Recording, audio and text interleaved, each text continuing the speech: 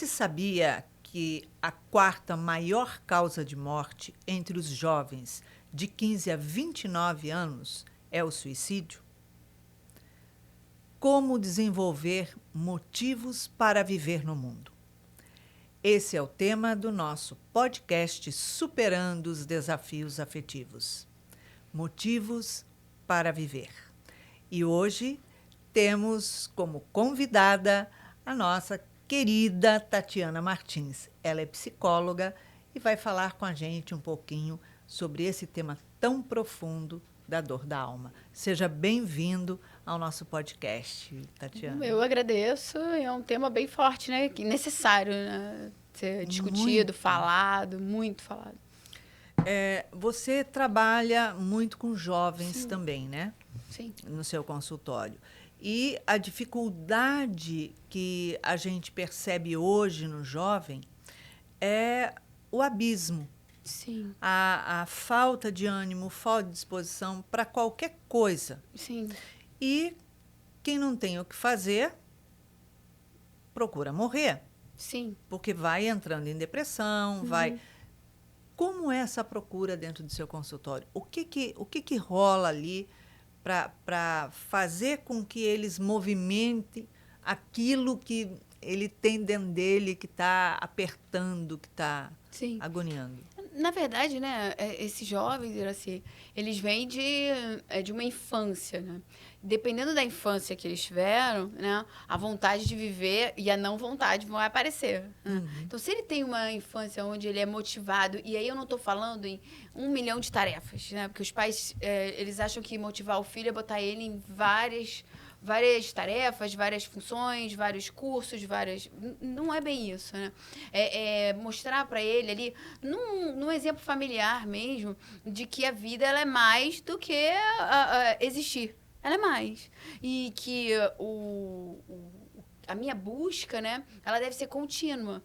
Então, quando a criança, desde pequena, ela aprende a dar valor às coisas que ela tem, ela aprende a dar valor à família, ela aprende a dar valor ao trabalho, ao esforço dos pais, né, e em estar com esses pais presentes, ela cresce um indivíduo mais seguro, né, mais fortalecido, para que na adolescência, né, ele comece a desenvolver essa vontade também de construir. Como a maioria das crianças elas são servidas, elas estão ali numa situação, né? É muito cômodo, né? O papai serve, a mamãe serve, o irmãozinho. Não, a babá, a empregada, a pessoa que está ali, a avó. Qualquer um. E aí a criança, ela não desenvolve uma coisa que é necessária, né? A vontade. Né? A vontade é uma coisa que é uma potência, que faz a gente querer construir, querer ser alguém, querer conquistar o mundo. Quando eu não desenvolvo isso e tem tudo muito fácil, eu começo a não dar valor. Você vê que tem crianças, eu já fui em aniversário que a criança, depois, ela nem abriu os presentes. De tanto, ela já tinha tudo, aqueles presentes para ela eram diferentes, passou ali encostado. Porque ganha tudo. E outra, ganha assim... todo mês, não ganha em data específica, ou pra seja, dar valor, simbólico. Curtir, exatamente. Você tem que esperar chegar o seu aniversário para ganhar e não sei o quê. Não, e quero ser isso. Um estímulo, né? Ser uma data importante, ter um rito ali até. Ter um merecimento, isso é importante. E muito pelo contrário, né? Eu quero isso. Toma. Porque meu amigo tem isso, o outro tem aquilo. Todo mundo tem, eu tenho que ter também. Exato. Mesmo que eu não curta, não queira aquilo. Aí vai ficando ali encostado. Isso a gente vê muito. Principalmente que a gente vê nessa pequena sociedade que a gente vive, os pais eles estão numa necessidade de suprir tudo dos filhos. E você não cria pessoas que vão agir. Né, ter ações na vida. Muito pelo contrário, elas estão acostumadas a ficar ali. Quando ela se depara com uma adolescência, que você começa a ser estimulada ali para outras coisas, você não tem força, você não tem capacidade de lidar com a frustração. Você vai embotando. E ao invés de você expandir, que é a idade de você ir para fora, né, a idade da expansão, né, adolescência, esse jovem adulto, você não tem isso. Você está tão embotado por não ter nunca conquistado nada, ter ganho tudo com muita facilidade, facilidade. Tá tudo tão fácil ali que você mesmo não sabe conquistar nada para você. Então, a vida, ela não tem significado. Nada tem sentido. Porque tudo, sabe aquela coisa assim, foi tudo tão dado, tão dado. Não tem valor, nada se valoriza. Se quebrou, joga fora. Se tá ali, põe para lá, não sei o quê. Trata com desdém tudo. E não tem o menor esforço para nada. São vidas vazias, já dentro da infância. Da infância, exatamente. Né? Você vê então, o que é um dos dramas da adolescência, né? É o se relacionar. Então, quando ele não desenvolve capacidade de se relacionar na infância, né? Ali com pessoas, com as pessoas que trabalham na própria casa, sendo útil, sendo uma figura ali na família que tem um funcionamento adequado, quando chega na adolescência, que é aquela hora que você vai expandir, você não tem isso, você embota. Quando é aquela hora do namoro, de descobrir os amigos que tem a ver, você não tem isso. Você embota. Você tá totalmente para dentro. Numa hora que você precisa criar força para ir para fora. E quando eles começam a adoecer, Exato. logo que não necessariamente nos 15 anos, mas lá 8, 11, eles cedo, exatamente. começam a adoecer, que já estão entrando num processo pré-depressivo, né? Exatamente. Então, eles vão adoecendo devagar.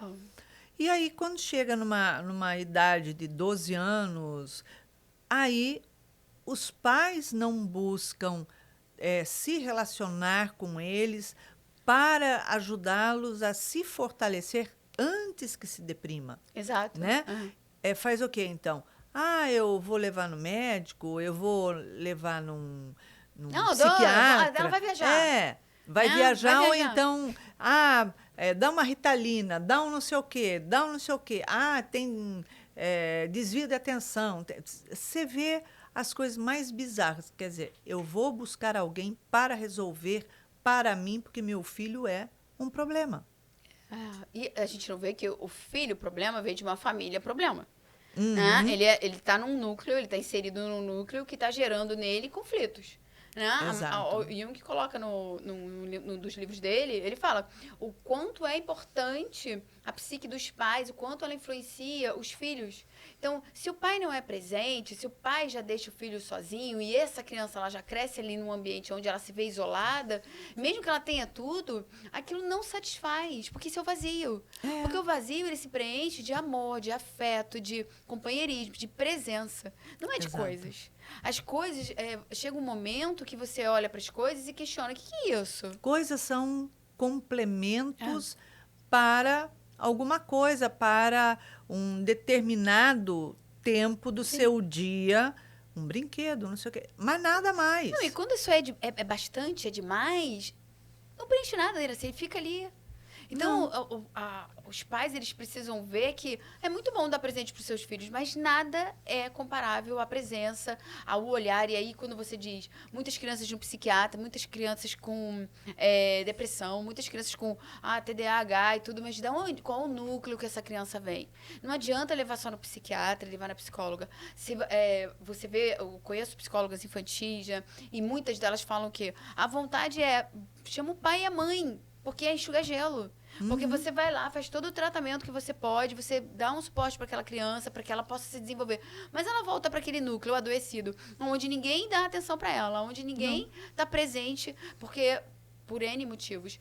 Mesmo estando presentes, são ausentes, o que é o problema. É o pior. Por quê? Porque uma coisa é quando seu pai morreu, quando seu pai está até trabalhando, não está em casa. Outra coisa é quando seu pai está em casa e ignora você. Ele passa o dia no celular, ele passa o dia no computador, ele passa o dia... Porque hoje os pais estão muito em casa, porque muita gente está trabalhando de casa, né? E a criança se sente rejeitada. Total. Vai ser um adolescente com desequilíbrio, vai trazer questões muito difíceis, porque na adolescência a provocação do mundo é muito forte, né? Você tem que dar conta, porque você ganha um corpo, né, de adulto, muitas vezes cresce muito rápido, só que você é uma criança.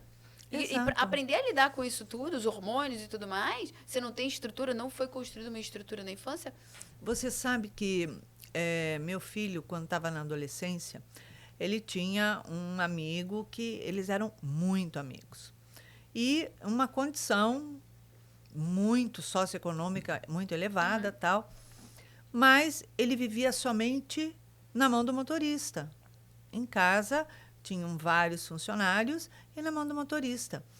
Então, quando ia chegando o final de semana, ele já pedia para ir embora para minha casa, para dormir na minha casa. E passava o final de semana inteiro dormindo em casa. A gente saía, ia para restaurante, ele subia, ia para a piscina, faziam alguma coisa, né? E uma coisa que me chamou muito a atenção, ele estava entrando nos seus 11 anos, mais ou menos. O Marcelo ligou para ele e chamou ele, né? Ah, você vai vir para casa hoje? Vai dormir? Ele falou, não, eu vou no shopping comprar um sapato para mim. Aí ele falou assim, então pede para tua mãe. A hora que sair do shopping, já deixar você aqui. Ele falou, não vou com minha mãe, vou com o motorista. O motorista me leva, eu vou lá, compro o meu sapato. Com e o aí motorista. Depois eu peço para ele me deixar aí. Assim, quem desceu, o motorista estava junto, mas ele que levou dinheiro, ele que fez tudo, ele que foi lá, comprou, escolheu o sapato, que fez e aconteceu. Eu falei, meu Deus, ele é uma criança. Né? E assim era. E assim era, não. E assim é. Tem muitas assim passando por isso. Teve jogos fora do Brasil, não lembro nem o que era, se era Olimpíada, o que era. Era nos Estados Unidos. E a família tinha uma casa em Miami. Então, eles iam passar um mês lá para assistir jogos, essas coisas. Então, me pediram para deixar o meu filho ir com eles. Que eu falei assim, meu filho nunca foi para os Estados Unidos, né? Se fosse uma família que você tivesse coesa ali, tudo bem. Mas não, eu sabia que ia ficar para mão de empregados e mão de motorista. Eu falei, não vai. Aí, mãe, mas como eu não vou? Aí eu sentei com ele e mostrei, olha só, o seu amigo vive em busca de uma mãe. A gente dá atenção, ele quer ficar dentro da casa da gente. Aí eu mostrei para ele esse lado. E é exatamente isso, entendeu? É assim que vive. Meu filho hoje está com quase 40 anos. Então, você imagina, aos 11 anos, quantos anos fazem que ele já vivia nisso. Sim. E hoje, isso virou uma normalidade. Uma normalidade. Nossa, tem muito, né? Muitas crianças sozinhas, mesmo. Muitas crianças sozinhas. Você sabe que você falou do suicídio, né? No adolescente, jovem, adulto. Mas também cresce absurdamente na infância. Sim. As crianças buscando suicídio como alívio de dor, de sofrimento, né, de solidão. Isso é muito grave. Isso é um adoecimento dos pais. Eu fiz um atendimento fraterno de uma mãe que veio com a criança. Ela ia fazer 4 anos, dali tipo um mês, uma coisa assim. E no atendimento fraterno, a mãe veio falar comigo porque ela falava toda hora que ela queria morrer. Ela queria morrer. Só que ela não sabia falar, eu quero me suicidar, eu quero me matar. Então, ela falava assim para a mãe, mamãe, eu quero me morrer. Eu quero me morrer.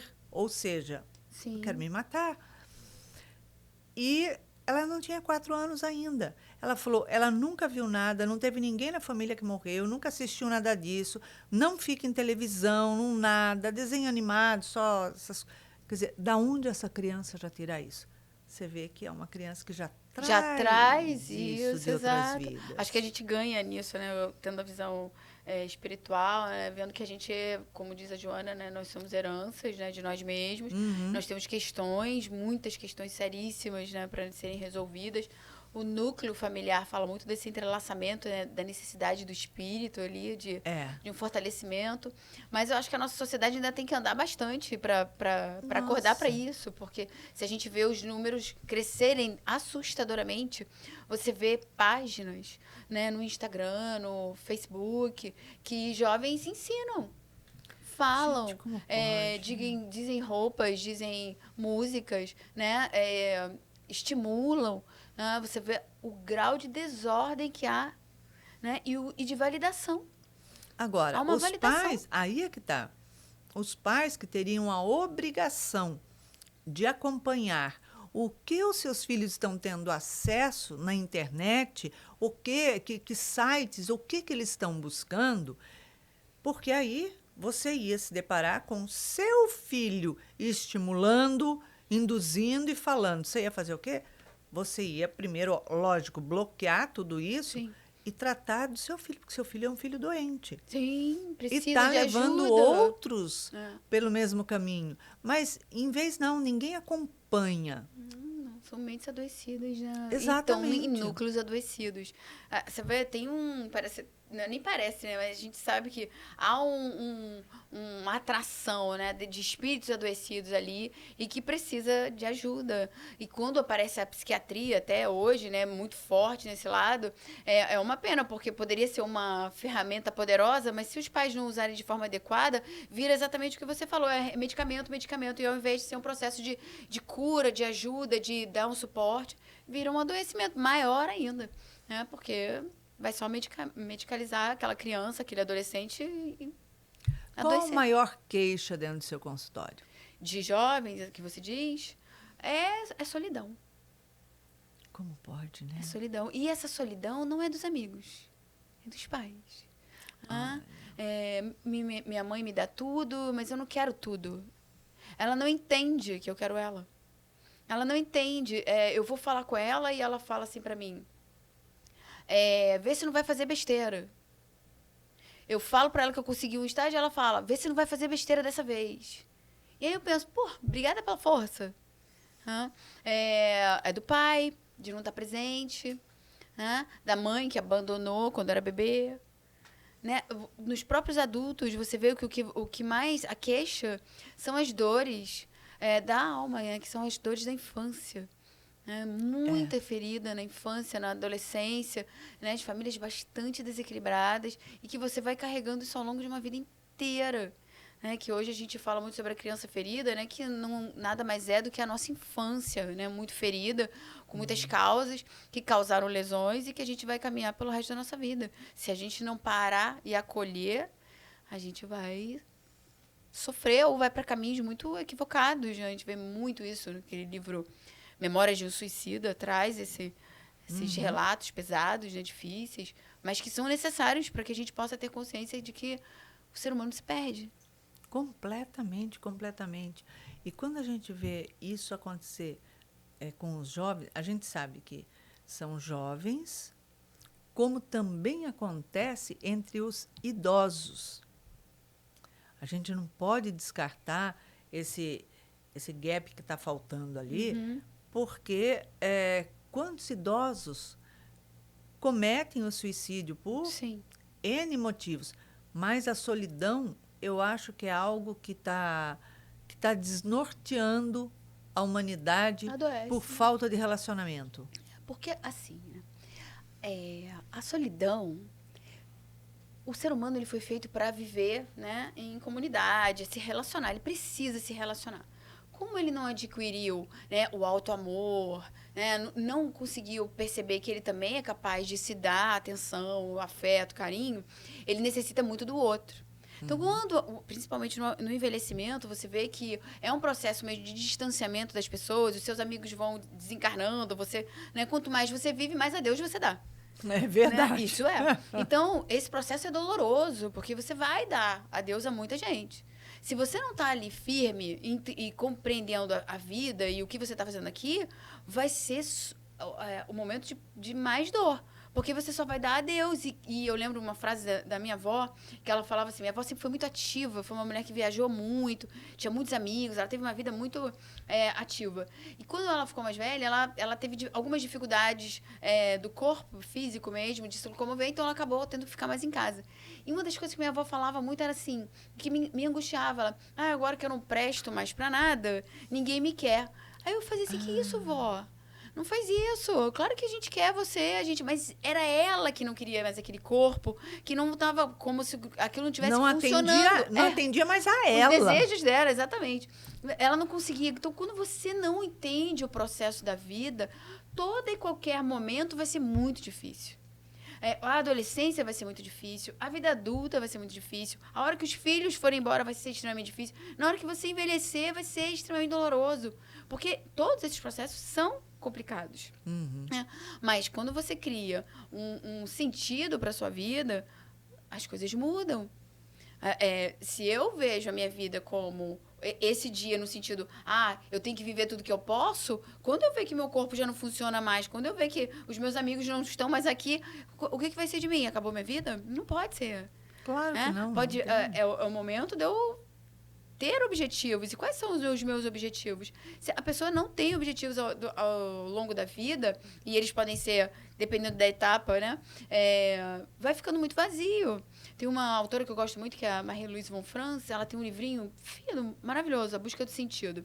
E ali ela coloca que a busca do sentido é você ter sentido a sua vida aqui agora, o momento que você estiver vivendo. Né? E Exatamente. que o corpo, que uma pessoa que tem uma mente que vê que não faz mais sentido estar aqui, o que acontece com ela? Ela começa a adoecer, porque o corpo começa a embotar a energia, né? Que é a energia da libido. Ela morre viva. E aí você começa a ver várias doenças se instalando naquele corpo. Porque a pessoa está envelhecendo, envelhecer a si mesmo. Quanto pior você vê esse processo, mais difícil ele vai se tornar. Mais difícil. Então, na verdade, o que nesse momento eu posso encontrar, né, aqui que vai fazer sentido para mim, que vai me dar motivação. É o que a gente tem que buscar sempre. Tanto na infância, quanto na adolescência, na vida adulta. Com certeza. Morrem. Porque, na verdade, a pessoa morre viva. Porque é a pior morte. Ela tá, exatamente. Porque ela está ali, fazendo as coisas dela, mesmo com as limitações, vivendo. Mas, na verdade, por dentro ela já morreu. Porque aquilo não satisfaz, não abastece o que ela chama de necessidades, mas eu digo de prazeres. Né? O prazer de viver, o prazer de comer, o prazer de sair, tudo. De contemplar, de ler um livro, de tudo estudar. Tudo isso faz parte, né? Claro. É necessário, Iracy. Eu estava lendo, não lembro onde foi, o autor falava assim que a instalação das doenças mentais, né, era um estudo científico, e a instalação dessas doenças mentais, Alzheimer, demência, Parkinson e tantas outras, muito começa pela falta de educação. E a educação ele coloca como estudo, no sentido assim, vai estudar, vai ler coisas diferentes, estimula o seu cérebro a querer aprender, estimula cada vez mais, né, as informações diferentes para poder satisfazer e trazer para você curiosidade, né? Novas sinapses. Senão você embota mesmo. E aí vem esses sentimentos de depressão. Eu não sirvo mais para nada. Exato. Eu não tenho mais serventia para esse mundo. Então tá na hora de eu morrer. E aí a pessoa não morre. Fica aquele corpo, né? Cada vez mais sem energia, adoecendo. Largado, abandonado. Uma vida depressiva, um final de vida depressiva. Por quê? Só porque eu não sou mais jovem, eu não tenho direito a mais ser feliz? Não faz sentido. Não faz. E outra coisa, o envelhecimento, ele é um processo que inicia no momento que você nasce. Exato. Você começa a envelhecer, você vai crescer, você vai virar adolescente. Quer dizer, é uma progressão. Exatamente. Mas o problema não é quando você é criança, quando você é adolescente, quando você é adulto. Não, o problema é quando você percebe que o seu rostinho já não está mais com aquele brilho maravilhoso, esticadinho, a pele do seu braço, das suas pernas, enfim, que tem uma mudança. Sim. E por mais que você se mantenha super cuidada, as suas curvas, elas vão mudando. Você vai ganhando um pouquinho mais de curva, né? De enchimento. E aí você começa a não se identificar com aquele corpo que você vê. Sim. Porque você fala assim, não me importa envelhecer, mas eu queria envelhecer daquele jeito. Daquele jeito, como nós, jovem, queria envelhecer jovem. Quem não queria, não né? dá. Ou seja, eu queria brincar de Deus um pouquinho, porque, na verdade, eu estou fazendo o quê?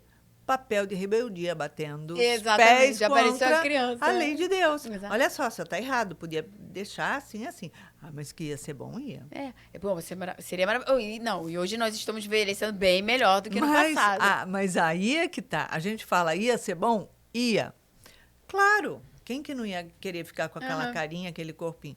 Só que, mantendo aquela carinha, aquele corpinho, você também ia manter a sua mentalidade daquele jeito. Você não ia ter um amadurecimento tão necessário, né? E salutar, né? E aprender nessa progressão da vida que isso já não faz mais. Sentido. Você começa a ficar muito seletiva.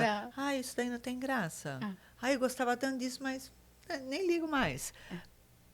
Tem que ter esse processo para a gente se encarar de frente. Precisa. E ele é saudável. Se você tem uma mente no sentido assim positiva, entendendo a etapa que a vida trouxe, ela vai ser difícil, mas encontra nesse lugar onde você está a beleza que existe aí. E eu acho que é isso que você falou. Percebeu o quanto você cresceu, percebeu quanta coisa assim que não faz mais, sabe, que não faz sentido, que era tão importante para você, e hoje você vê como bobagem, quanto desgaste naquela idade, né? Quanta frustração, e que hoje você consegue ver que, na juventude você quer ter, namorar, passear, não sei o que. Hoje você quer ter o seu parceiro, você quer ter paz, você quer ter tranquilidade. É um amor maduro, sereno, muito mais sereno, gostoso, né? Então, assim, eu acho que a beleza, ela tá em qualquer momento. É o amor por qualidade, não por quantidade.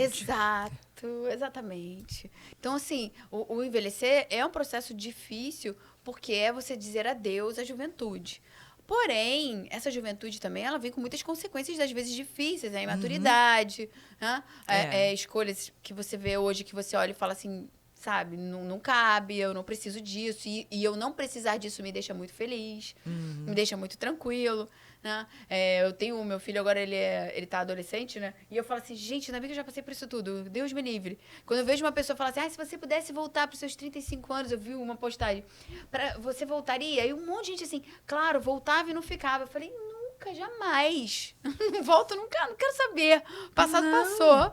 E eu não me faz falta. Isso é você saber dizer obrigada pelo que passou, mas eu tô vivendo essa trajetória que tornou a pessoa que eu sou hoje. Porque se eu voltar para trás, eu não vou ser a pessoa que eu sou hoje. Eu não tenho experiência. Não, e eu curto muito a pessoa que eu sou. Então... Agora, como encontrar motivação para viver? É através de você não parar. Acho que é um entendimento da vida, né? Você ter um entendimento da vida, um propósito, no sentido assim, vou trabalhar, não é isso, tá? Vou trabalhar para os outros. Não, não é isso. Isso é também uma coisa muito bonita, faz muito bem, mas o propósito eu quero viver bem. Então, para que eu possa viver bem, o que eu preciso fazer?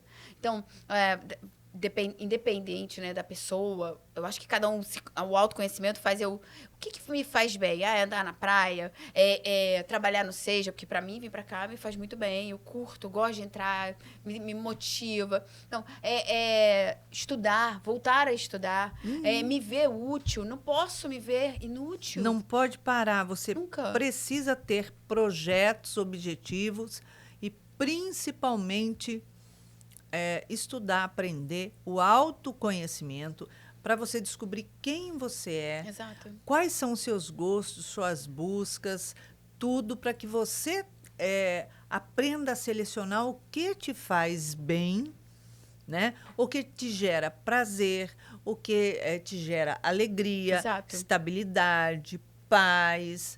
E aí você caminhar. Porque se fechar dentro de um quarto, se fechar dentro de uma casa, não, acabou para mim. Computador e ficar querendo morrer, e isso é ruim não qualquer vai idade. trazer nada melhor para você. Muito pelo contrário, morrer vai trazer coisas muito piores. Então pense assim. Morrer vivo, né? Ficar preso assim, em casa. Outra coisa, falando do suicídio mesmo, a pessoa fala, eu quero parar de viver. Então, pense o seguinte, se está ruim aqui, imagine que se você tirar a sua vida, vai ficar 3 vezes pior.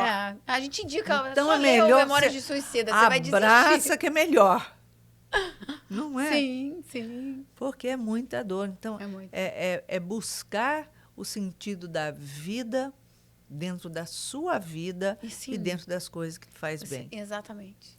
Se as relações, né, que a gente tem com as pessoas não estão me suprindo o prazer de viver, a interação, não estão me importando, por que não procurar outras pessoas? Exatamente, fazer novos núcleos, fazer novos amigos, viver. A vida precisa ser vivida. Se ela não for vivida, aí sim vem problema. Então, é aquela história, se você encostar ali, vai dar mofo, vai estragar, vai... Então, a vida, ela precisa ser vivida, eu preciso executar, eu preciso... Né? Então, a pessoa que fica muito embotada, ela tá criando depressão, ela tá criando adoecimento, ela precisa de ajuda. Se ela tiver uma família que possa... A gente deu pra minha avó, né? A gente percebeu como ela tava ficando. A gente deu ajuda, ela melhorou muito, voltou até a andar depois. Mas ela precisou ali de umas motivações, de uns estímulos que foram muito, muito pontuais e que realmente funcionou.